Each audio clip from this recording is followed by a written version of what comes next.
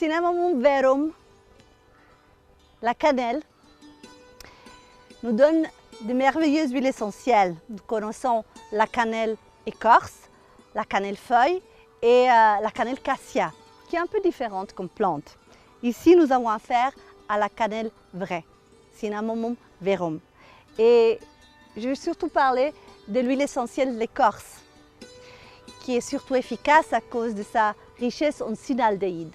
On sait que ces aldéhydes aromatiques sont surtout extrêmement bactéricides et anti-inflammatoires. Quasi aucune bactérie peut leur résister en fait. C'est pour ça qu'elle est extrêmement efficace en cas de cystite, en cas de toutes les infections urinaires, mais aussi en cas des infections intestinales, en cas de gastro. Ce qui veut dire extrêmement efficace quand vous avez la diarrhée par exemple, ou la fameuse tourista lors de vos voyages. Au niveau énergétique et subtil, c'est une huile essentielle qui amène de la chaleur. On peut dire comme la couleur de ses feuilles, elle est rouge, elle stimule le premier chakra et aussi notre pouvoir, en fait notre puissance sexuelle. Donc quelques gouttes dans une huile de massage avec de l'ylang ylang et du bois de santal fait une huile essentielle qui est une huile de massage qui est sensuelle pour les petits moments intimes à deux.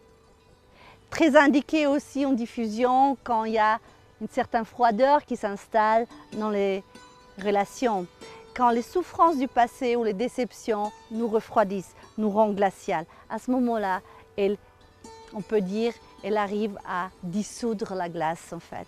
Elle fait fondre la glace et on devient de nouveau chaleureux, plus humain, plus connecté avec l'autre. Essayez-la, sentez son parfum. Et c'est vrai, le parfum des pains d'épices de notre enfance est très puissante pour beaucoup de choses et surtout pour nous rendre de nouveau plus humains, plus chaleureux. Toutefois, c'est une huile essentielle très puissante comme on a dit et les remèdes très puissants peuvent avoir des contre-indications. Ce qui veut dire appliquer pur sur la peau, c'est très irritant. Si vous ingérez une grande quantité, ce qui veut dire vous dépassez par exemple 0,5 ml ou 10 gouttes par jour, ça peut s'avérer comme irritant aussi au niveau des muqueuses et hépatotoxique. Évidemment, c'est une huile essentielle à éviter pendant la grossesse et pas pour les petits-enfants. Donc, il faut prendre vos précautions et être prudent. Mais ne vous privez pas du plaisir de sentir son parfum. Ne vous privez pas du plaisir de sentir un petit moment à deux. Épicé.